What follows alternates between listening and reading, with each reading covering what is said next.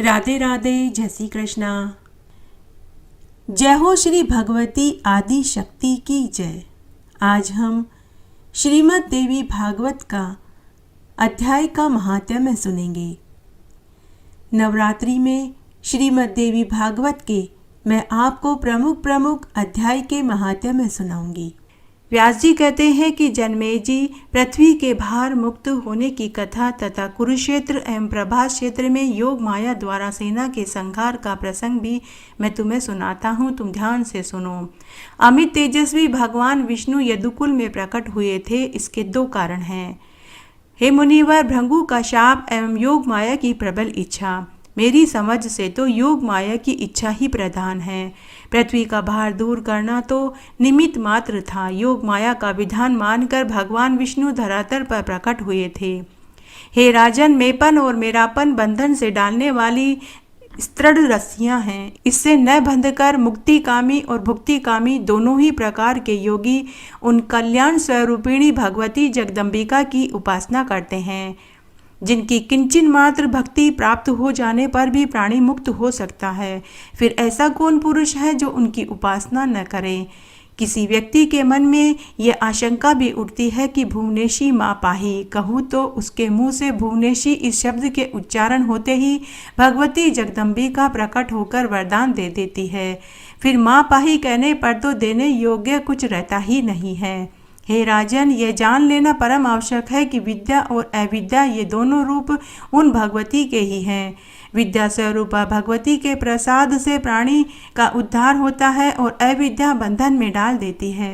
हे राजन, प्राणी का मरना और मरे हुए का जन्म लेना यह बिल्कुल निश्चित बात है। संपूर्ण प्राणियों की यह स्थिति चक्के की भांति चक्कर काटती रहती है। मोहजाल से भली भांति बंधा हुआ प्राणी उससे मुक्त हो जाए यह कदापि संभव नहीं है, क्योंकि माया की विद्यमानता से मोहजाल का अभाव होना बिल्कुल असंभव है।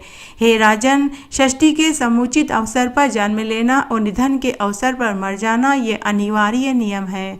ब्रह्मा आदि तक भी सब के सब इन नियमों का पालन करते हैं। हे नृपवर, जिसके वध में तो निमित्त बन चुका है, उसी के द्वारा उसकी मृत्यु होती है। विधि ने जो रच रखा है वह होकर ही रहता है, उसे कोई विफल नहीं बना सकता। जन्म, मरण, बुढ़ापा, रोग, सुख, दुख जिसके हिस्से में जो लिखे हैं उसे वह भोगना ही पड़ता है। जगत में ऐसा कोई भी नहीं है जो उस निर्णय को काट सके।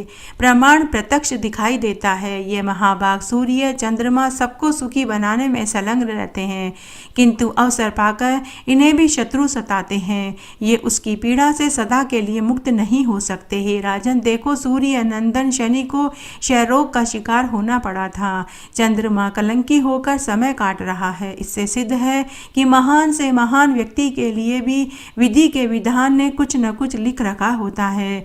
हे महाराज, योग माया महान बलवती है, उसके विषय में कहाँ तक कहा जाए। जिसका नचाया हुआ यह सारा विश्व अब भी चक्कर काट रहा है। भगवती की इच्छा से भगवान विष्णु के अनेक अवतार हुए। प्रत्येक अवतार में वे भांति भांति की लीलाएं करते हैं।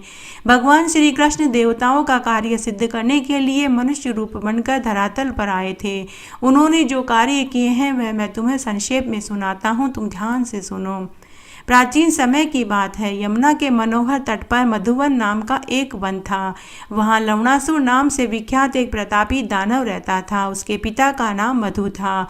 वर के प्रभाव से लवणासुर के अभिमान की सीमा नहीं थी। वह दुष्ट द्विजाति मात्र कष्ट पा रहे थे। महाभाग लक्ष्मण के छोटे भाई शत्रुघ्न ने उस महाअभिमानी दैत्य को संग्राम में मार डाला और वही मथुरा नाम की एक अत्यंत रमणीय नगरी बसा दी। मेधावी शत्रुघ्न के दो कुमार थे, जिनकी आंखें कमल के समान सुंदर थी। उन्होंने उन दोनों पुत्रों को मथुरा के राज्य का व्यवस्थापक बना दिया। आयु समाप्त होने पर वे स्वयं स्वर्ग सिधार गए। समय अनुसार सूर्यवंशी राजाओं की सत्ता मिट गई। तब यादव उस मुक्तिदायिनी मथुरा के शासक बन गए। हे राजन, ये सब बातें आज से बहुत पूर्व की है। ययाति वंश का राजा शूरसेन था। हे महाराज, वे मथुरा के राजा हुए थे और वहाँ की सारी संपत्ति भोगने का उन्हें सुअवसर प्राप्त हुआ था। वरुण के शाप के अनुसार कश्यप जी उन्हीं के वंशज थे। दूसरे शूरसेन के पुत्र बनकर उस पावन पुरी में पधारे। वसुदेव के नाम से उनकी प्रसिद्धि हुई। पिता का स्वर्गवास हो जाने पर वसुदेव जी वेश्यावृत्ति से जीवन व्यतीत करने लगे। उन्हीं के घर भगवान विष्णु का पधारना निश्चित हुआ। उस समय वहां के राजा उग्रसेन थे। उनके पुत्रों में जो सबसे बड़ा था उसकी कंस नाम से ख्याति हुई। वरुण ने अदिति को अभिशाप दे दिया था, अतः वे भी कश्यप जी की अनुगामिनी बनकर जगत में पधारी। उन्होंने देवक को पिता बनने का सुअवसर प्रदान किया। वे देवकी नाम से प्रसिद्ध हुई। महात्मा देवक ने अपनी पुत्री देवकी का विवाह वसुदेव के साथ कर दिया। विवाह हो जाने पर विदा होते समय आकाशवाणी हुई कि हे महाभाग कंस, इस देवकी का 8वां पुत्र महान शक्तिशाली पुरुष बनेगा। उसके हाथ से तुम्हारी मृत्यु होगी। उस आकाशवाणी को सुनकर महापराक्रमी कंस को बहुत आश्चर्य हुआ। उस देववाणी को सत्य मानकर वह चिंतित हो उठा। कर्तव्य के विषय में विचार करने के पश्चात उसने यह निश्चय कर लिया कि यदि मैं देवकी को अभी मार डालूं तो संभव है मृत्यु मेरे पास आएगी ही नहीं। मृत्यु का भय उपस्थित करने वाले इस कठिन अवसर पर दूसरा कोई उपाय लागू नहीं होता। किंतु देवक जी मेरे पिता तुल्य हैं, ये देवकी उनकी पुत्री है, अतः इस पूज्य बहन को कैसे मारूं? यह विचार करके उनके मन में दुविधा उत्पन्न हुई। फिर सोचा यही मेरी साक्षात मृत्यु है। विद्वान पुरुष घृणित कर्म करके भी शरीर की रक्षा करते हैं। प्रायश्चित कर लेने से पाप धुल जाते हैं। ज्ञानी जनों ने यह नियम बना रखे हैं, नीच कर्म करके भी शरीर की रक्षा हो सकती है। यूं विचार करके दुरात्मा कंस ने तुरंत तलवार उठा ली और बहन देवकी के केश पकड़ लिए और उसे रथ से नीचे उतारकर तलवार से मारने लगे। सारी जनता इस घृणित कार्य को देख रही थी। देवकी मारी जा रही थी, यह देखकर बड़े जोर का हाहाकार मच गया। वसुदेव जी का साथ देने वाले बहुत से वीर युद्ध करने के लिए तैयार हो गए। उन्होंने हाथ में धनुष उठा लिया। वसुदेव जी के सभी सहायक बड़े ही उत्साही थे। उनकी दृष्टि में देव माता देवकी कंस की कृपा पात्र थी, अतः उन्होंने कंस से कहा कि इसे छोड़ दो। कंस को लाचार होकर उसे छोड़ देना पड़ा। कंस के साथ वे महान भयंकर युद्ध करने लगे। उन सब की बुद्धि बड़ी विलक्षण थी। कंस भी साधारण व्यक्ति नहीं था। उस महान भयंकर रोमांचकारी युद्ध के आरंभ हो जाने पर यदुकुल के जो प्रसिद्ध वृद्ध पुरुष थे, उन्होंने कंस को युद्ध करने से रोकने की बहुत चेष्टा करी और कहा कि हे वीर, तुम में ऐसी मूर्खता कहाँ से आ गई? यह तुम्हारी बहन है, इसे मार देना सर्वदा अनुचित है। हे वीर, स्त्री की हत्या अत्यंत दुस्सह कार्य है। इससे जगत में तुम्हारा अपयश फैलेगा और घोर पाप के तुम भागी बन जाओगे। केवल आकाशवाणी सुने बिना तुम ऐसा अनर्थ क्यों कर रहे हो? तुम्हारे अथवा इसके किसी शत्रु ने तुम लोगों की अपकीर्ति फैलाने के लिए ही आकाशवाणी करी होगी। हे राजन, तुम्हारे अथवा वसुदेव के सुयश को नष्ट करने की विचार से ही माया ने यह आकाशवाणी फैलाई है। अरे, तुम वीर पुरुष होकर भी इस आकाशवाणी को कैसे सच मान गए हो? तुम्हारे यश को जड़ से उखाड़ फेंकने के लिए ही किसी शत्रु ने यह करतूत करी होगी। विवाह के इस उत्तम अवसर पर बहन को इस तरह मारना उचित नहीं है। जब इस प्रकार वृद्ध यादवों के समझाने पर भी कंस उस पाप कर्म से विरत नहीं हुआ, तब नीति के पूर्ण जानकर वसुदेव जी भी चुप नहीं रह सके। वसुदेव जी ने कंस से कहा कि हे कंस, इस अवसर पर मैं तुमसे सच्ची बात कहता हूँ। सत्य पर ही तीनों लोग टिके हुए हैं। देखो, देवकी के बच्चे उत्पन्न होते ही मैं उन सब को लाकर तुम्हें सौंप दूंगा। हे राजन, यदि जन्म होते ही बच्चा आपको न लाकर दूं, उस समय तुम हमें मार देना। वसुदेव जी के इस अंतिम निर्णय को सुनकर सभी नागरिक वसुदेव जी की प्रशंसा करने लगे और बोले कि यह सही है, यह सही है, यह सही है। वसुदेव जी बड़े महात्मा पुरुष हैं, ये कभी झूठ नहीं बोलते। तुम देवकी के केश को छोड़ दो, ऐसा करने से तुम्हें स्त्री हत्या का पाप भी नहीं लगेगा। उस समय वसुदेव जी के सत्य वचन पर ही सब टिका हुआ था। फिर उच्च स्वर में दुंदुभियां बजने लगी। सभा मंडप में जितने भी लोग उपस्थित थे वे वसुदेव जी का जय जयकार करने लगे। देवी स्वरूपा देवकी वसुदेव जी के साथ मर्यादा के अनुसार रहने लगी। उपयुक्त समय आने पर उन्हें गर्भ ठहर गया। 10वें महीने के अंत में उन्होंने एक श्रेष्ठ पुत्र पैदा करा। उस बालक के सभी अंग बड़े ही सुडौल थे।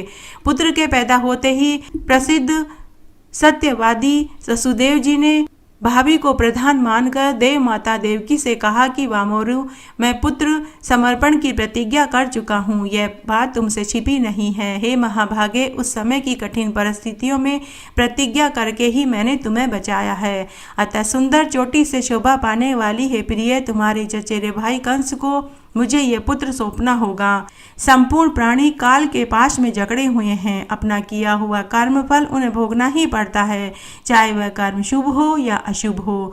जीव के प्रारब्ध की रचना ब्रह्मा के द्वारा पहले ही हो चुकी होती है। वे भली भांति सोच समझ कर ही ये सब करते हैं। देवकी ने कहा कि हे स्वामीन, पूर्व जन्म के पापों का परिमार्जन करने के लिए प्रायश्चित तो करना ही पड़ेगा। महात्मा पुरुषों ने धर्मशास्त्रों में इसका स्पष्ट उल्लेख किया है। अब आप ही बताइए कि प्रायश्चित करने पर मनुष्य पापों से छूट सकता है या नहीं। यदि नहीं, तब तो धर्मशास्त्र के प्रणेता याज्ञवल्क्य आदि मुनियों के वचनों का कोई मूल्य ही नहीं रह जाता। अतः इस अवसर पर सोच समझकर कोई ऐसा उपाय करना चाहिए जिसके परिणाम स्वरूप मेरे इस दया पात्र बच्चे की प्राण रक्षा हो सके। तब वसुदेव जी बोले, हे कल्याणी, मैं तुमसे सच्ची बात बता रहा हूँ, तुम ध्यान से सुनो। उद्यम अवश्य करना चाहिए, परंतु फल देव के ऊपर छोड़ देना चाहिए। इस जगत में जितने भी प्राणी हैं, उनके 3 प्रकार के कर्म से संबंध है। प्राचीन रहस्य के वेता विद्वान वेदों और शास्त्रों में इस विषय का प्रतिपादन हुआ है। उन 3 प्रकार के कर्मों के नाम है संचित, प्रारब्ध और वर्तमान। हे कल्याणी, जितने भी प्राणी हैं उनके जन्म लेने में शुभाशुभ कर्म ही बीज हैं। अनेक जन्मों के उपार्जित कर्म समय पाकर फल देने के लिए सामने उपस्थित हो जाते हैं। प्राणी पूर्व शरीर का परित्याग करके कर्म अनुसार स्वर्ग और नरक दोनों भोगता है। दिव्य देह की प्राप्ति हो अथवा यातना देह की, इसमें उसका अपना कर्म ही कारण है। स्वर्ग तथा नरक में जाकर जीव विविध भोग भोगने में प्रवृत्त हो जाता है। भोग समाप्त होते ही उत्पन्न होने का समय सामने उपस्थित हो जाता है। स्थूल देह के साथ संयोग होने पर उसकी जीव संज्ञा हो जाती है। उसी क्षण संचित कर्मों से उसका संबंध हो जाता है। सभी कर्म फल इस शरीर को भोगने ही पड़ते हैं। हे सुलोचने, प्राणी के लिए प्रारब्ध कर्मों का भोग अनिवार्य है। हे प्रिय, प्रायश्चित के द्वारा वर्तमान कर्म नष्ट हो सकते हैं। यदि यथार्थ रूप से प्रायश्चित किया जाए तो संचित कर्मों का नाश भी हो सकता है, किंतु प्रारब्ध कर्मों का नाश तो भोगने पर ही पूरा होता है। अतएव सब प्रकार से विचार करने पर यही निष्कर्ष निकलता है कि तुम्हारा यह बालक कंस को सौंप देना ही उचित है। यूँ कहने पर मेरी बात भी मिथ्या नहीं होगी। झूठी बात जगत में निंदा कराने वाली होती है। यह अनित्य संसार केवल धर्म पर ही टिका हुआ है। हे प्रिय, जिसके मुख से सत्यवाणी नहीं निकलती उसका जीवन धारण करना ही निष्फल होगा। जिस असत्य के प्रभाव से लोक में मानव की मान्यता घट जाती है, उसे परलोक में सुखदायी कैसे माना जाए। अतः हे सुब्रू, तुम पुत्र मुझे दे दो ताकि मैं इसे कंस को सौंप सकूं। हे देवी, सत्य की रक्षा करना, भविष्य में कल्याण निश्चित होगा। हे प्रिय, सुख दुख किसी भी परिस्थिति में पुरुष को सत्य नहीं छोड़ना चाहिए, सत्य का पालन अवश्य करना चाहिए। इस प्रकार अपने पति देव के कहने पर देवकी ने अत्यंत शोक के साथ नवजात पुत्र वसुदेव जी को दे दिया। पुत्र को देते समय मनस्विनी देवकी के सभी अंग कांप उठे। धर्मात्मा वसुदेव ने अपने उस बच्चे को ले लिया और कंस के महल की ओर चल पड़ा। मार्ग में जाते समय जनता ने उसकी बहुत बड़ाई करी। सभी ने कहा, दर्शकों ने कहा कि भाइयों, ऐसे उत्तम विचार वाले संपन्न वसुदेव जी को देखो। केवल सत्य वचन से बंध जाने के कारण ये उस बच्चे को मृत्यु के मुख में झोंकने के लिए ले जा रहे हैं। ये महान सत्यवादी हैं, कभी दूसरों की निंदा नहीं करते। इनका जीवन सफल है। ये धन्य है, धन्य है, धन्य है। व्यास जी कहते हैं कि हे राजन, इस प्रकार मार्ग के लोगों के मुख से वसुदेव जी की बड़ाई के शब्द निकल रहे थे। वसुदेव जी यथावसर कंस के महल में पहुंच गए और तुरंत उस बच्चे को कंस के सामने उपस्थित कर दिया। वह बालक मानव नहीं बल्कि कोई देवता था। उस समय महात्मा वसुदेव जी के इस धैर्य को देखकर कंस के मन में अत्यंत आश्चर्य पैदा हो गया। उसने बच्चे को लिया और हंसते हुए वचन में कहा कि शूरसेन कुमार वसुदेव, तुम धन्य हो। तुमने मुझे पुत्र दे दिया, इससे तुम्हारी साधुता मैं जान गया हूँ। यह बालक मेरा काल नहीं है। आकाशवाणी ने 8वें पुत्र से मेरी मृत्यु बताई है। इस बालक को मारना मेरा अभिष्ट नहीं है, अतः यह कुमार तुम्हारे घर जाए। हे महामते, तुम्हें चाहिए कि 8वां पुत्र मुझे अवश्य दे दो। यूं कहकर दुराचारी कंस ने उस बालक को वसुदेव जी के हाथ में सौंप दिया और कहा कि यह बालक सकुशल घर लौट जाए। उसके बाद वसुदेव जी प्रसन्नतापूर्वक उस बालक को लेकर घर की ओर चल दिए। कंस ने निश्चित होकर मंत्रियों से कहा कि निष्प्रयोजन इस बालक को क्यों मारा जाए। देवकी का 8वां पुत्र मेरा काल होगा तो हमें 8वें पुत्र को ही मारना चाहिए। फिर कंस ने सबको जाने की अनुमति दे दी और सभी अपने अपने घर की ओर चल दिए। सबके जाने पर मुनि व नारद जी वहां पधारे। उनके आते ही कंस ने अपने आसन से उठकर नारद जी का आद्य पाद्य अर्ध आदि से स्वागत किया। उसके पश्चात राक्षस राज कंस ने नारद मुनि से उनकी कुशल क्षेम पूछी और कहा कि महाराज, आपने मेरे महल में आने का कष्ट कैसे किया? मुझे बुला लिया होता, मैं आपकी सेवा में उपस्थित हो जाता। तब नारद जी हंसकर कंस से बोले कि हे महाभाग कंस, मैं सुमेरु पर्वत पर गया था। वहां ब्रह्मा बृहस्पति सभी प्रमुख देवता सावधान होकर बैठे थे। उनमें परस्पर परामर्श हो रहा था कि वसुदेव की धर्म पत्नी देवकी के गर्भ से देवादिदेव भगवान विष्णु तुम्हें मारने के लिए जन्म धारण करेंगे। अतः नितिज्ञ होते हुए भी तुम देवकी के पुत्र को मारने से क्यों चूक गए? कंस ने कहा कि देवकी के 8वें पुत्र को मारूंगा, क्योंकि आकाशवाणी ने कहा था कि देवकी का 8वां पुत्र ही मेरा काल होगा। तब नारद मुनि बोले कि हे महाराज, अच्छी बुरी हर प्रकार की नीतियों से तुम अपरिचित ही रह गए हो। देवताओं की माया का बल तो तुम जानते ही नहीं हो। फिर भी मैं तुम्हें बताता हूँ। अपने कल्याण की इच्छा रखने वाले शूरवीर पुरुष को चाहिए एक छोटे से शत्रु की भी उपेक्षा न करे। यदि जोड़ा जाए तो वे सभी बच्चे 8वें कहे जा सकते हैं। यह सब जानते हुए भी तुमने मूर्खतावश उस शत्रु को छोड़ दिया। तब नारद मुनि ने कहा कि हे कंस, देवकी के 8 पुत्र होंगे। तुम्हें क्या मालूम कि कौन सा पुत्र 8वें नंबर का है? हो सकता है कि जो सबसे पहला पुत्र देवकी का है वही 8वां हो, या फिर दूसरा, या फिर तीसरा, या फिर चौथा, या फिर 5वां, या फिर छठा, या 7वां, या 8वां। तुम्हें क्या मालूम कि कौन सा 8वां पुत्र है? ये देवताओं की चाल भी हो सकती है। ऐसा आग लगाकर नारद मुनि वहां से नारायण नारायण नारायण करते हुए चले गए। इस प्रकार नारद मुनि के चले जाने के बाद प्रचंड मूर्ख कंस ने बालक को वापस मंगवाया और उसे पत्थर पर पटक कर उसे मौत के मुंह में सुला दिया। जनमेजय जी ने पूछा कि हे मुनिवर, उस बालक ने पूर्व जन्म में ऐसा कौन सा पाप किया था जिसके परिणाम स्वरूप उसकी यह दुर्गति हुई? हे मुनिवर, नारद जी भी तो परम ज्ञानी, धर्मपरायण और प्रधान वेता थे, फिर वे ऐसा पाप क्यों कर बैठे? स्वयं पाप करने वाला और कहकर पाप कराने वाला दोनों ही समान पापी होते हैं, ऐसा विज्ञ जनों ने कहा है। तो फिर नारद मुनि ने दुराचारी कंस को इस घोर पाप कर्म में क्यों प्रवृत्त किया? इस विषय में मुझे बड़ा संदेह हो रहा है। अतः कृपा करके आप मुझे इसका विस्तार से बताइए। तब व्यास जी बोले कि नारद मुनि की झूठ बोलने में कभी प्रवृत्ति नहीं होती। वे बड़े सत्यभाषी और पुण्यात्मा पुरुष हैं। देवताओं के कार्य साधन में वे सदा संलग्न रहते हैं, इसी से उनकी उत्पत्ति हुई है। उन्होंने देवकी के 6 पुत्रों को मरवा डाला। वे मरणशील बालक षडगर्भ नामक देवता थे। शाप के कारण उनका निधन निश्चित था, अतः वे मर गए। हे राजन, उनके शाप का कारण भी मैं तुमसे कहता हूँ, तुम ध्यान से सुनो। स्वयंभू मनवंतर की बात है। ये 6 मुनि मरीच के महान बलशाली पुत्र थे। मरीचि की उर्णा नामक पत्नी के गर्भ से इनका जन्म हुआ था। ये धर्म शास्त्र के प्रकांड विद्वान थे। एक समय की बात है, ब्रह्मा जी की किसी बात को देखकर इन मरीचि कुमारों को हंसी आ गई। तब ब्रह्मा जी ने इन्हें शाप दिया था कि तुम यहाँ रहने योग्य नहीं हो, धरातल पर जाकर दैत्य योनि में जन्म धारण करो। हे राजन, ये वे ही षडगर्भ कालनेमी नामक दैत्य के पुत्र थे। अगले जन्म में हिरण्यकश्यप के पुत्र बनकर इन्हें जगत में आना पड़ा था, परंतु इनका पूर्व ज्ञान अभी बना नहीं था। उस पूर्व जन्म के शाप से ये भयभीत होकर उस जन्म में ये शांति पूर्वक सावधानी के साथ तपस्या करते रहे।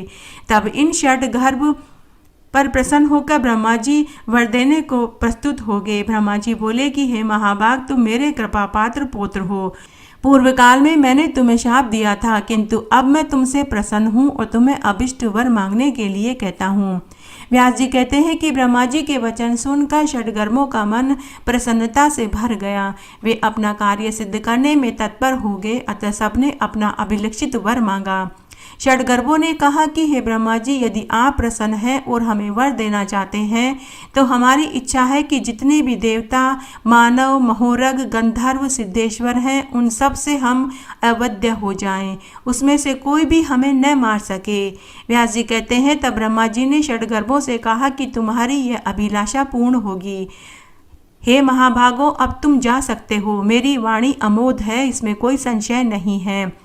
जब ब्रह्मा जी ने षड्गर्भों को वरदान दे दिया तब वे अत्यंत प्रसन्नता से खिल उठे, किंतु हिरण्यकश्यपु उनके व्यवहार से जलने लगा।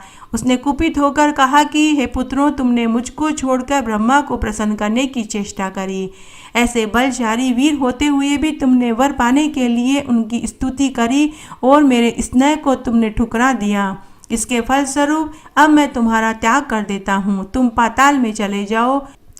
अब षड्गर्भ नाम से तुम जगत में विख्यात रहोगे, किंतु अब पाताल में जाकर नींद के वशीभूत होकर वर्षों तक सोए पड़े रहोगे। इसके बाद प्रतिवर्ष बारी बारी से तुम्हें देवकी के गर्भ से जन्म लेना होगा।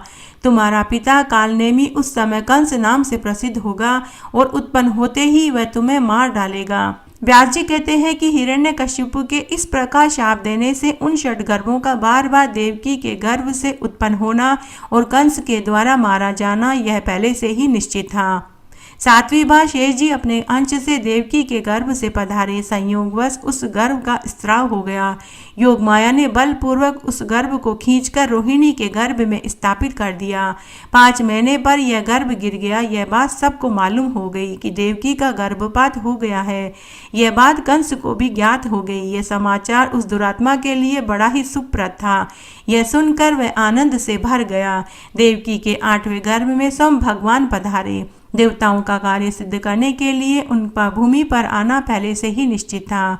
जनमेजय जी ने कहा कि हे मुनिवर, वसुदेव जी कश्यप जी के अंश हैं। इन्हीं के यहाँ भगवान शेष और श्री विष्णु अपने अंश से प्रकट हुए। इस प्रसंग का वर्णन तो आप कर चुके हैं। अब पृथ्वी के प्रार्थना करने पर उसका भार दूर करने के लिए देवताओं को जो अन्य अवतार हुए वो बताने की कृपा करें। व्यास जी कहते हैं कि जो जो देवता एवं दानव अपने अपने अंश से धरातल पर विख्यात हो चुके हैं, तुम उनका वृतांत संक्षेप में सुनो, मैं सुनाता हूँ। वसुदेव जी कश्यप जी के अंश से और देवकी अदिति के अंश से प्रकट थी। बलदेव जी शेषनाग के अंश थे। इन सब के प्रकट हो जाने पर धर्मनंदन नारायण की बात कही जा चुकी है। वे श्रीमान स्वयं भगवान श्री कृष्ण बनकर पधारे। मुनिवर नारायण के श्री कृष्ण के रूप में प्रकट हो जाने पर उनके छोटे भाई नर अर्जुन बनकर आए। धर्म के अंश युधिष्ठिर, वायु के अंश भीमसेन, अश्विनी कुमारों के अंश नकुल और सहदेव बनकर आए। कर्ण को सूर्य का अंश बताया गया। विदुर जी धर्म के अंश हैं। द्रोणाचार्य बृहस्पति के अंश हैं। अश्वत्थामा रुद्र के अंश हैं। बुद्ध जन कहलाए। स्वयं समुद्र शांतनु बनकर आए। गंगा उनकी पत्नी बनी। पुराण प्रसिद्ध गंधर्वराज देवक बनकर धराधाम को सुशोभित कर रहे थे। भीष्म पितामह को वसु तथा राजा विराट को मरुदगण का अंश कहा गया। अरिष्टनेमी का पुत्र जो हंस था वही जगत में आकर धृतराष्ट्र नाम से प्रसिद्ध हुआ। कृपाचार्य को किसी एक मरुदगण का अंश और कृतवर्मा को किसी दूसरे मरुदगण का अंश कहा गया। हे राजन, दुर्योधन को कली का अंश और शकुनी को द्वापर का अंश। प्रसिद्ध सोमनंदन सुवर्चा भूमंडल सोम प्रयु यादव नाम से विख्यात हुआ। दष्टधुम्न और शिखंडी क्रमशः अग्नि और राक्षस के अंश थे।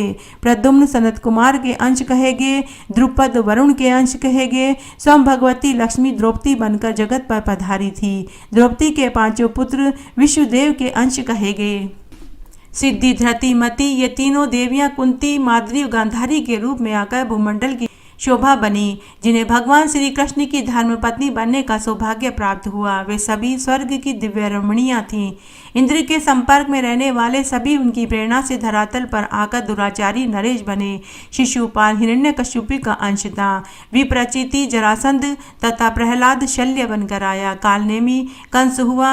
हैशिरा ने केशी का जन्म लिया। बलि कुमार कुकुमदी अरिष्टासुर बना, जिसने श्री कृष्ण के हाथों गोकुल में प्राण छोड़े।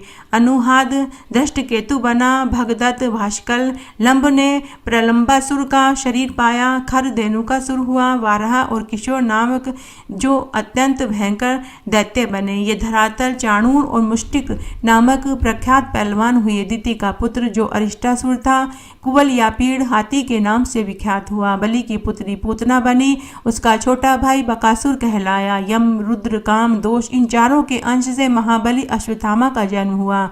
जिस समय ब्रह्मा प्रभृति प्रधान देवता प्रार्थना करने के लिए भगवान श्री हरि के पास पधारे, उस समय भगवान ने उन्हें काले और सफेद रंग के 2 केश दिए थे। उसके बाद पृथ्वी को भार मुक्त करने के लिए उस काले केश से भगवान श्री कृष्ण और सफेद बाल से महाभाग श्री बलराम जी का प्राकट्य हुआ। जो पुरुष भक्ति भावपूर्व इस अंश को सुनता है, सुनाता है, वह संपूर्ण पापों से छूटकर अपने बंधु बांधवों से युक्त होकर इस संसार के सभी सुखों को भोगकर मरने के बाद मोक्ष को पाता है। नारद मुनि के अनुसार उग्रसेन पुत्र कंस ने जब देवकी के 6 पुत्रों को मार डाला, 7वां गर्भ गिर गया, तब 8वें गर्भ की रक्षा करने के लिए अत्यंत सजग होकर प्रयत्न में लग गया। इसी गर्भ से उत्पन्न हुआ बालक मेरा काल है। उसके चित्त में यह चिंता बनी रही। उचित समय आने पर भगवान श्री हरि वसुदेव जी के अंदर प्रविष्ट होकर लीला से ही देवकी के गर्भ में विराजमान हो गए। उसी समय भगवती योगमाया ने देवताओं का कार्य सिद्ध करने के विचार से यशोदा के गर्भ में प्रवेश किया। गोकुल में रोहिणी थी, उसके गर्भ से बलराम जी प्रकट हो गए। कंस के भय से उद्विग्न होकर वसुदेव जी के प्रेयसी भार्या रोहिणी उस समय गोकुल में कालक्षेप कर रही थी। उसके बाद कंस ने देववंदिता देवकी को कारागार में बंद कर दिया। उसकी रखवाली करने के लिए बहुत से सेवक नियुक्त कर दिए। अपनी धर्म पत्नी पर वसुदेव जी का अनुपम प्रेम था। प्रेम के सूत्र में बंधकर वे स्त्री के साथ कैद में ही पड़े रहे। प्रतिक्षण पुत्र जन्म की चिंता करके उनके मन में दुख पैदा हो रहा था। जब देवताओं का कार्य संपन्न करने के लिए भगवान विष्णु देवकी के गर्भ में पधारे, तब समस्त देवताओं ने आकर उनकी स्तुति करी। गर्भ की अवधि पूर्ण हो गई। 10वां महीना शुभ श्रावण पड़ा था। उसके कृष्ण पक्ष में अष्टमी तिथि को रोहिणी नक्षत्र का प्रवेश हो गया। उस समय कंस के मन में अत्यंत घबराहट पैदा हो गई। संपूर्ण दानवों से उसने कहा कि तुम लोगों को अब पूरी तत्परता के साथ देवकी की रखवाली करनी चाहिए, क्योंकि उसके 8वें गर्भ से ही मेरा शत्रु उत्पन्न होगा, वही बालक मेरा काल होगा। अतः भली भांति प्रयत्न करके तुम उसकी रखवाली करो। इस बालक का वध करने के पश्चात ही मैं चैन से सो पाऊंगा। सभी वीर दानव तलवार, भाला, धनुष हाथ में लेकर वहां डटे रहे। इस प्रकार दानवों को आज्ञा देकर कंस तुरंत अपने महल में चला गया। उसका शरीर दुर्बल हो गया। भय के कारण उसे नींद नहीं आती थी। उसकी भूख, प्यास, नींद सब गायब हो गई। तब आधी रात को देवकी ने वसुदेव जी से कहा कि हे महाराज, मेरा प्रसव काल आ गया है। इस अवसर पर मुझे क्या करना चाहिए? यहाँ पर बहुत से भयंकर रक्षक हैं। पूर्व समय में मुझसे नंद रानी की बात हुई थी। उन्होंने कहा था कि हे मानिनी, तुम अपने पुत्र को मेरे घर भेज देना। यह निश्चय जानो, मैं भली भांति उसे पाल पोस कर बड़ा करूंगी, फिर तुम्हें पुत्र वापस कर दूंगी। परंतु हे प्रभु, आज तो बड़ी विषम स्थिति पैदा हो गई है। इस समय हमें क्या करना चाहिए? देवतुल्य वसुदेव जी से यूँ कहने के बाद ठीक आधी रात के समय देवकी से एक परम अद्भुत बालक प्रकट हुआ। उस सुंदर पुत्र को देखकर देवकी के आश्चर्य की सीमा नहीं रही। हर्ष के साथ वह उसका सर्वांग पुलकित हो उठा। फिर उस महाभागा ने अपने स्वामी वसुदेव जी से कहा कि हे कांत, पुत्र का मुख देखिए। हे प्रभु, आपका यह पुत्र बड़ा ही दुर्लभ है, क्योंकि आज ही मेरा काल रूपी भाई कंस इसे मार डालेगा। देवकी के वचन का अनुमोदन करके वसुदेव जी ने उस बालक को हाथों में उठा लिया। वे अद्भुत कर्मशाली उस पुत्र के मुख को निहारने लगे। उस होनहार बालक का मुख देखने के पश्चात उनका मन चिंता के अगाध समुद्र में गोते खाने लगा और सोचा कि क्या करूं, इस बच्चे के लिए मुझे किसी प्रकार का दुख का सामना न करना पड़े।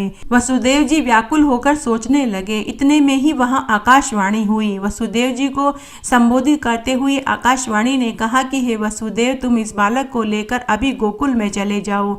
संपूर्ण रक्षकों को नींद आ चुकी है। 8 दरवाजों के फाटक खुल गए हैं, किसी में भी सांकल और ताले लगे हुए नहीं हैं। सभी सांकलें खुल गई हैं, ताले टूट गए हैं। इस प्रकार की आकाशवाणी सुनकर वसुदेव जी बाहर की ओर गए। उन्होंने देखा सभी फाटक खुले थे, ताले टूटे हुए थे। तब वे तुरंत बालक को लेकर चल पड़े। द्वारपाल उन्हें देख नहीं सका। यमुना के तट पर पहुंचकर देखा इस पार से उस पार अगाध जल भरा हुआ था। वे मन ही मन सोचने लगे कि अब मैं क्या करूं। इतने में ही नदियों में श्रेष्ठ यमुना जी ऐसी हो गई, कहीं भी कमर से ऊपर पानी नहीं रहा। यह सब योग माया की विभूति थी। फिर तो वसुदेव जी सहज ही यमुना पार कर गए। उस आधी रात के समय ही वे गोकुल में पहुंच गए। बिल्कुल सुनसान था। वे नंद जी के दरवाजे पर पहुंच गए। उसी समय वहां यशोदा जी के गर्भ से योग माया अवतरण हुई थी। दिव्य रूप धारण करके वे अपने पूर्ण अंश से पधारी थी। उनका विग्रह त्रिगुणमय और परम अलौकिक था। वे एक छोटी सी कन्या के रूप में विराजमान थी। उस अवसर पर सर्वेश्वर भगवती ने सोमदासी का वेश बना रखा था। अपने कमल जैसे कोमल हाथ पर उस दिव्य कन्या को लेकर वह बाहर आई और वसुदेव जी को दे दिया। वसुदेव जी ने दासी वेश धारण करके पधारने वाली उस सर्वेश्वरी के कर कमल पर अपने पुत्र को रख दिया और उस कन्या को लेकर वे प्रसन्नता के साथ शीघ्रता पूर्वक वहां से चल दिए। कुछ ही क्षणों में वे कारागार में पहुंच गए। देवकी की शैया पर उन्होंने उस कन्या को लेटा दिया। बहुत दूर न जाकर वे स्वयं पास ही बैठ गए और अत्यंत चिंतित और भयतुर होकर कालक्षेप करने लगे। इतने में ही कन्या ने उच्च स्वर में रोना शुरू कर दिया। फिर तो प्रसव के समय को सूचित करने के लिए नियुक्त किए गए कर्मचारियों की भी नींद खुल गई। कन्या का रुदन सुनकर उनके आनंद की सीमा नहीं रही। उन्होंने तुरंत उस रात में ही जाकर राजा कंस को सूचित कर दिया कि हे महामते, देवकी के बच्चा पैदा हो गया है, आप शीघ्र वहां पधारिए। रक्षकों की बात सुनकर भोजपति कंस तुरंत वहां चल पड़ा। फाटक बंद थे। यह देखकर उन्होंने देवकी को पुकारा। कंस ने कहा, हे महान बुद्धिशाली वसुदेव, देवकी के बालक को मेरे सामने उपस्थित करो। उसका यह 8वां बालक ही मेरा काल है। मेरे शत्रु श्री हरि स्वयं बालक बनकर आए हैं, अतः मैं अभी इसे मार डालूंगा। व्यास जी कहते हैं कि कंस की बात सुनकर वसुदेव जी भयभीत हो गए। उनकी आंखें डबडबा आई। उन्होंने उस कन्या को उठाकर कंस के हाथों में सौंप दिया। उसके नेत्र जल बरसा रहे थे। उस कन्या को देखकर राजा कंस महान आश्चर्य में पड़ गया और सोचा कि आकाशवाणी से देववाणी हुई थी। नारद मुनि ने भी कहा था कि यह सब के सब मिथ्या सिद्ध हुए। यह बेचारा वसुदेव तो महान कष्ट में रहकर समय व्यतीत कर रहा था। यह भला झूठी बात कैसे हो सकती है। मेरे सभी रक्षक बड़ी सावधानी से यहाँ पहरा दे रहे थे। हो न हो यहाँ जन्म लेने वाला बालक कहीं अन्यत्र जन्म ले चुका है। यहाँ ये कन्या कैसे पैदा हो गई। पापी कंस अपने कुल का घोर कलंक था। उसके हृदय में अणु मात्र भी दया नहीं थी। सब कुछ सोचने समझने पर भी उसने कन्या को मार डालना ही निश्चय समझा। अतः उसने कन्या को लिया और उसके पैर पकड़े और पत्थर पर दे मारा। इतने में ही वह कन्या उसके हाथ से छूटकर आकाश में चली गई। आकाश में जाते ही उसने दिव्य रूप धारण कर लिया और मधुर स्वर में कंस से बोली कि अरे पापी, मुझे मारने से तेरा क्या प्रयोजन सिद्ध होगा। तेरा प्रबल शत्रु तो उत्पन्न हो चुका है, किसी प्रकार भी उसका दमन नहीं किया जा सकता। तुझ नराधाम को वह अवश्य मारेगा। ऐसा कहकर कल्याण स्वरूपिणी देवी स्वच्छता पूर्वक आकाश में विराजमान हो गई। उस समय कंस के मन में आश्चर्य की सीमा नहीं रही। वह अपने घर चला गया। उसके मन में भय के कारण घबराहट पैदा हो गई। बकासुर, धनुकासुर और वसासुर प्रभृति संपूर्ण दानवों को बुलाकर उसने कहा कि हे दानवों, तुम सभी मेरा कार्य संपन्न करने के लिए जाओ। जहाँ कहीं भी बालक जन्म लिया हो उसे मार डालो। बालकों को मारने वाली पूतना अभिनंद के गोकुल में चली जाए। वहाँ अभी उत्पन्न हुए जितने भी बच्चे हैं उन्हें मेरी आज्ञा मानकर तुरंत मार डालो। धेनुकासुर, वत्सासुर, केशी, प्रलंब और बक ये समस्त दानव मेरा कार्य सिद्ध करने के लिए अभी गोकुल में चले जाओ। इस प्रकार संपूर्ण दानवों को आदेश देकर पापी कंस अपने महल में चला गया। उसके मन में चिंता की काली घटाएं छा गई। वह अत्यंत दीनहीन हो गया और बार बार अपने शत्रु हरि का स्मरण करने लगा। प्रातःकाल होते ही नंद जी के महल में पुत्र उत्सव की तैयारियां होने लगी। यह बात चारों ओर फैल गई किसी दूत के मुख से कंस ने भी सुन ली। गोकुल में जो नंद प्रभृति तथा उनकी स्त्रियां हैं वे सभी देवता हैं। देवकी, वसुदेव आदि भी वे ही हैं। निश्चय ही वे ही हमारे शत्रु हैं। नारद जी के इस वचन से कुल में कलंक लगाने वाला वह कंस वस्तु स्थिति को भली भांति समझ गया। बड़े से बड़े पाप में भी उसकी प्रवृत्ति हो जाती है। उसका मन क्रोध से ओतप्रोत था। समयानुसार पूतना, बकासुर, वत्सासुर, महाबली, धेनुकासुर और प्रलंब ये सभी असुर अमित तेजस्वी श्री कृष्ण के हाथ मृत्यु के मुख में चले गए। श्री कृष्ण ने गोवर्धन पर्वत को हाथ पर उठा लिया। इस अद्भुत कर्म को सुनकर कंस के मन में विश्वास हो गया कि यही मेरा शत्रु है। फिर केशी के निधन का समाचार मिलने पर उसके मन में उदासी छा गई। तब वह धनुष यज्ञ देखने के बहाने श्री कृष्ण और बलराम को बुलाने के यत्न में लग गया। उस नीच कंस की बुद्धि सदा पाप में रत रहती थी। उसने अमित तेजस्वी भगवान श्री कृष्ण और बलराम का वध करने के विचार से उन्हें अक्रूर जी को लाने की आज्ञा दे दी। अक्रूर जी कंस का अनुशासन मानकर गोकुल गए और भगवान कृष्ण और बलराम को रथ पर बैठाकर मथुरा में ले आए। यहाँ आकर दोनों भाइयों ने धनुष तोड़ डाला। रजक, कुवलिया, पीड़, हाथी, चाणूर, मुष्टिक के प्राण हर लिए। भगवान श्री कृष्ण ने शल और तोशल को भी मृत्यु के मुंह में ढकेल दिया। लीला पूर्वक कंस की चोटी पकड़ ली और सदा के लिए उसे जमीन पर सुला दिया। उसके बाद अपने माता पिता को जेल के बंधन से मुक्त कराया, उनके सभी दुखों को दूर किया। फिर शत्रुसूदन श्री कृष्ण ने उग्रसेन को राजगद्दी पर बैठाया। वही महामना वसुदेव जी ने उन दोनों भाइयों का विधि पूर्वक यज्ञोपवीत संस्कार करवाया। संस्कार संपन्न हो जाने पर वे दोनों महानुभाव सांदीपनि जी के स्थान पर चले गए। वहां रहकर संपूर्ण विद्याओं का अध्ययन किया और पुनः मथुरा में लौट आए। 12 वर्ष की अवस्था में ही वसुदेव नंदन महाबली श्री कृष्ण और बलराम की पढ़ाई समाप्त हो गई। अब वे दोनों वीर मथुरा में विराजमान हो गए। उधर मगध नरेश जरासंध ने अपनी जामाता कंस की मृत्यु से महान दुखी होकर सेना एकत्रित करी और मथुरापुरी पर धावा बोल दिया। उसने 17 बार चढ़ाई करी। प्रत्येक बार मथुरावासी बुद्धिमान श्री कृष्ण युद्धभूमि में पधार कर उसकी सेना को हराते रहे। इसके बाद जरासंध ने संपूर्ण मलेच्छों के अध्यक्ष काल यवन नामक योद्धा को भगवान श्री कृष्ण का सामना करने के लिए प्रेरणा करी। वह राक्षस यादवों के लिए महान भयंकर था। काल यवन आ रहा है यह सुनकर मधुसूदन भगवान श्री कृष्ण संपूर्ण प्रसिद्ध यादवों तथा बलराम को बुलाकर कहा कि हे महाभागो, महाबली जरासंध से हमें यहाँ बराबर ही भय हो रहा है। उसी के भेजने पर काल यवन यहाँ आ रहा है। ऐसी दशा में हमें क्या करना चाहिए? धन, घर, सेना सब कुछ छोड़कर भी प्राण रक्षा का प्रबंध कर लेना परम आवश्यक है। जहाँ सुख से रहने की विधि बैठ जाए उसी को पैतृक भूमि समझना चाहिए। अपने उत्तम कुल के रहने योग्य स्थान में भी यदि सदा अशांति बनी रहे तो उससे क्या लाभ है? अतः सुख की अभिलाषा करने वाले पुरुष को चाहिए कि ऐसी स्थिति में समुद्र अथवा पर्वत के पास रहने का प्रबंध कर लें, क्योंकि जहाँ शत्रु का भय न हो वही निवास स्थान माना जाता है। भगवान विष्णु समुद्र में शेषनाग की शैया बनाकर सुखपूर्वक सोते हैं। यही स्थिति भगवान शंकर की भी है। वे कैलाश पर्वत पर चले गए। अतः शत्रुओं के हाथों संताप सहते हुए भी यहाँ रहना उचित नहीं है। हम सब लोग एकत्रित होकर द्वारका चलने की व्यवस्था करते हैं। मुझसे गरुड़ ने कहा है कि इस समय द्वारिकापुरी बहुत ही उत्तम स्थान है। मन को मुग्ध कर देने वाली वह पुरी समुद्र के तट पर बसी हुई है। भगवान श्री कृष्ण के सत्य और युक्ति युक्त वचन को सुनकर संपूर्ण श्रेष्ठ यादवों ने अपने बंधु बांधवों और सवारियों के साथ चलना निश्चित कर लिया। भगवान श्री कृष्ण और बलराम को आगे करके सब के सब परिवार सहित मथुरापुरी से निकल पड़े। कुछ ही दिनों में वे द्वारिकापुरी में पहुंच गए। भगवान श्री कृष्ण ने शिल्पियों द्वारा उस पुरी के भवनों को ठीक करा दिया। उनके प्रबंध से यादव वहां ठहर गए। तत्पश्चात भगवान श्री कृष्ण और बलराम शीघ्र मथुरा लौट आए। उस समय वह पुरी सुनसान पड़ी थी। वे दोनों महानुभाव उसकी शोभा बढ़ा रहे थे। इतने में ही यवनों का अध्यक्ष पराक्रमी काल यवन वहां आ पहुंचा। काल यवन आ गया यह जानकर भगवान श्री कृष्ण मथुरा से बाहर निकले और लीला से ही काल यवन के सामने से होकर पैदल ही भाग गए। उस समय श्री कृष्ण के शरीर पर पीतांबर शोभा पा रहा था। मुख पर हंसी की किरणें छिटक रही थी। नेत्र मानो कमल के समान शोभा पा रहे थे।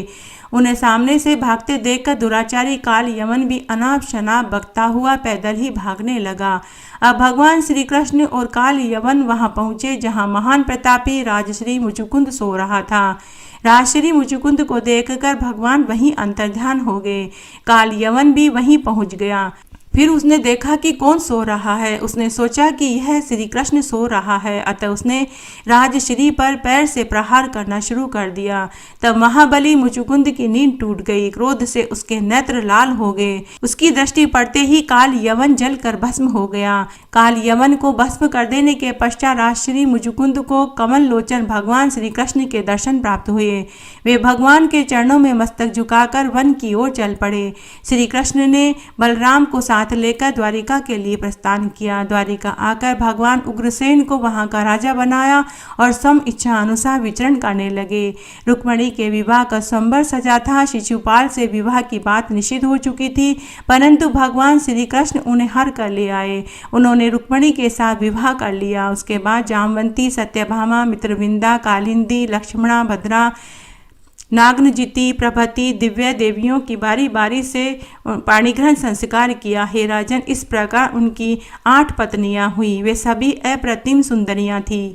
रुक्मिणी के गर्भ से प्रियदर्शन प्रद्युम्न का जन्म हुआ। भगवान श्री कृष्ण ने प्रद्युम्न के जातकर्म संस्कार संपन्न करवाया।